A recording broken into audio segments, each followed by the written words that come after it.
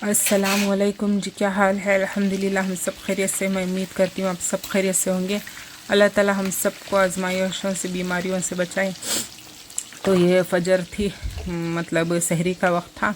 तो ये कबाब को मैंने चिकन को रख को मैरिनेट कर कर रखी थी ना। तो कल दाल बनाई थी मूंगे की फलियां की तुअर दाल, तो उसी के साथ चावल में चढ़ाकर दम हो गया था। हिट को मैंने दम पर छोड़ दी थी और ये साले को गर्म करने के लिए रखी हूँ। और ये देखें खाना दम हो गया था, तो कबाब को फ्राई करने के लिए डाली थी।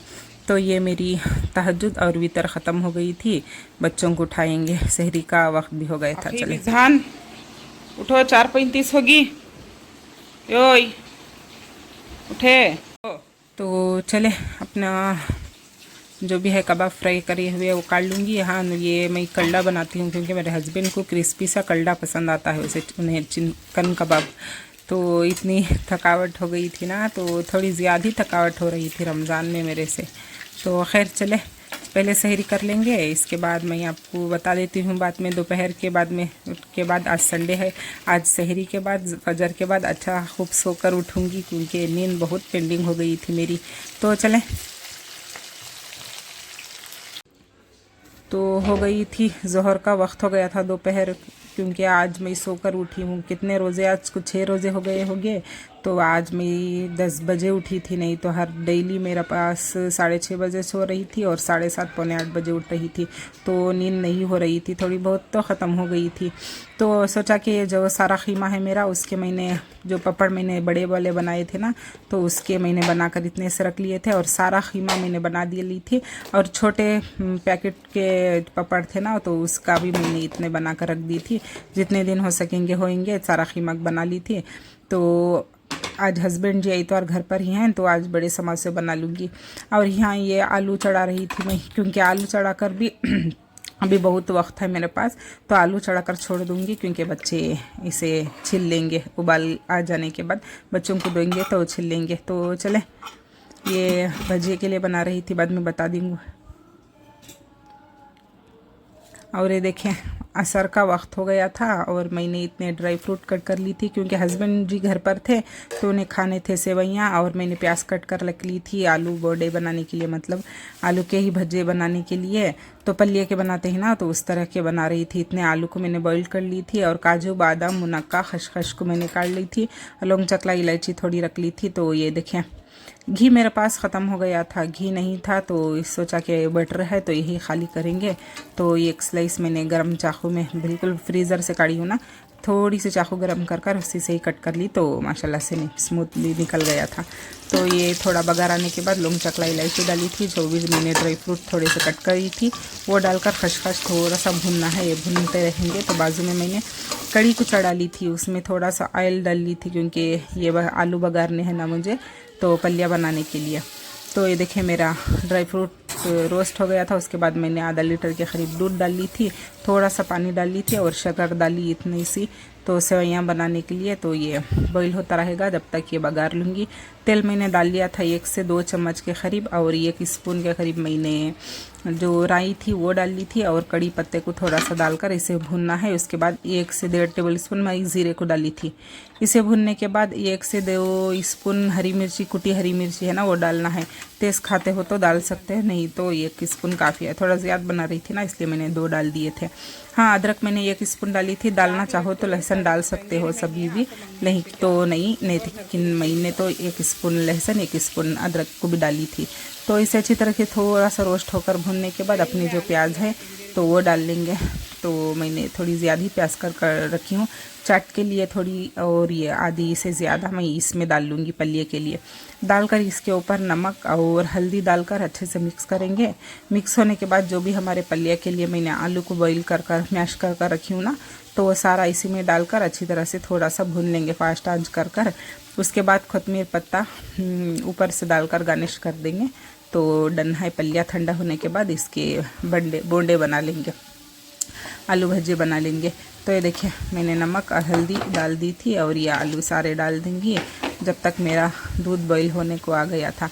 असर का वक्त हो गया था, 5:30 हो रहे थे। अभी असर नमाज नहीं पढ़ी थी मैं, जब तक ये भुनकर तो मेरा हो गया था और ये दूध बॉईल हो गया था। इसमें सूजी मतलब सेवइयाँ डालकर दम पर छोड़कर नमाज पढ़ लूँगी, तो उसके बाद का दिखा देती हूँ। देखें मेरा दूध भी बॉईल हो गया था, थोड़े से सेवइयाँ डाली हूँ मैं। हाँ, सेवइयाँ थोड़े डाली हूँ क्योंकि रोज़ा खोलते खोलते अभी 1 घंटे के करीब है ना, तो जब तक थिक होकर गाढ़े हो जाएंगे ये, इसलिए थोड़े से सेवइयाँ डाली थी मैं, तो लिक्विड टाइप ही रहेंगे जब तक भी। तो ये देखें ये हो गया था मेरे अभी डन, और ये भी पलिया भी हो गया था डन। ठंडे को छोड़कर ऊपर से ये गार्निश के लिए मैंने कोतमीर डाल दी थी, और ये भी दम हो गई थी मेरी। तो चलिए ढककर गैस को हाफ कर देंगे, असर पड़कर आएंगे तो ये ठंडा भी होता रहेगा। तो ये डन है, चले। और ये देखिए लुक पलिया की और मेरा ये इसकी मतलब शीर खुरमा नहीं सेवइयाँ की। तो आकर हस्बैंड जी आकर बैठे हैं सर पढ़कर। ये मेरी कल चिकन पॉकेट बनाई थी ना, तो वही थोड़े ज़्यादा ही बना ली थी, हस्बैंड जी घर पर है ना इसलिए। तो इसे एक ट्रिप के फ्राई कर कर मैं काढ़ी हूँ, बिल्कुल कम आंच पर, मतलब थोड़ा सा स्लो आंच पर ही तलना है, तो भी क्रिस्पी से कलड़े अच्छे लगते हैं। तो यहाँ पर समोसे काट ली थी मैं इतने फ्राई करने के लिए।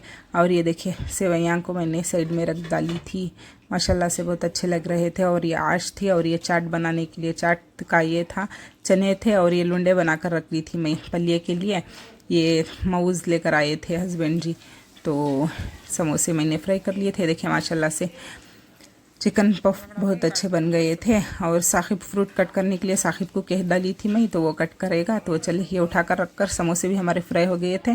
समोसे भी थोड़े बड़े ही बना रही थी मैं, जो मैंने पापड़ बनाए थे ना, तो वही बनाकर एक ट्रिप के काट ली थी, और एक ट्रिप के ये थे, बस ये डन था। इसके बाद बोंडे बना लेकर और चिप्स वगैरह तल लेंगे।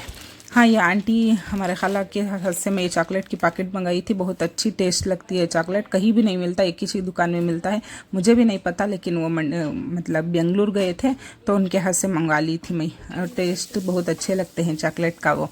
तो खैर ये मेरा समोसे भी फ्राई हो गए थे, और ये बोंडे थे, तो ये बारी बारी तल लूँगी। बस ये भी थोड़े ही बना रही थी, भजिए बना ली थी थोड़े से मैंने, वो बोंडे बना ली थी थोड़े से। और हस्बैंड को चाट खानी थी, लेकिन चाट बनाने का इरादा नहीं था, उन्होंने कहा कि बना लो, तो मैंने यही आलू रखी थी ना थोड़ा सा, तो वही आलू में मैश कर कर मैंने बना लिए थे। ऊपर से देखें, ऊपर से जो भी मसाला था प्याज का और आलू का, उसी में ही नमक मिर्च हल्दी डालकर मैंने मिक्स कर कर ऊपर से डाल लिए। ऊपर से मीठा दही डाली थी, और ये हरी चटनी 2 स्पून के करीब डालकर, ऊपर से खट्टी मीठी चटनी इमली की डालेंगे, ऊपर से चाट मसाला और नमक डालेंगे, तो ये डन हो जाएगा। चले, साकिब बच्चों को कह दी थी मैं दस्तरखान बिछाने के लिए, बच्चे दस्तरखान बिछा रहे थे। ये ऑलमोस्ट डन हो गया था, चाट मेरा बन गए थे, भजिए सब। हाँ, डिनर में मैं कुछ भी नहीं बनाई थी क्योंकि हस्बैंड जी खाना नहीं खा रहे थे। अब सोचा कि अभी बनाऊंगी नहीं, बाद में बना लूँगी, इसलिए मैंने शाम में बनाऊंगी इंशाल्लाह कुछ। तो ये सेवइयाँ हैं, काट कर चले दुआ को बैठते हैं, वक्त हो गया था। وسلم دائما أبدا على حبيبك خير الخلق كلهم محمد سيد الكونين तो चलिए ये रोज़ा खोलकर हो गया था, बच्चे पानी पी रहे थे, बच्चों को इतनी प्यास लग रही थी ना, इतनी धूप बरस रही थे, अल्लाह हिफाजत करे कि बारिश भी नहीं पड़ रहा, तो इतनी गर्मी है, रोज़दारों के ऊपर अल्लाह मदद करे। तो खैर ये मेरा रोज़ा खोलकर हो गया था माशाल्लाह से। तो आज की 6वां रमज़ान आप सबको बहुत बहुत मुबारक हो। 6 रोज़ा गुजर गए थे, 6 रोज़े। तो आज के ब्लॉग में इतना ही था, तो हमें ज़रूर से याद रखिएगा। अल्लाह हाफिज़।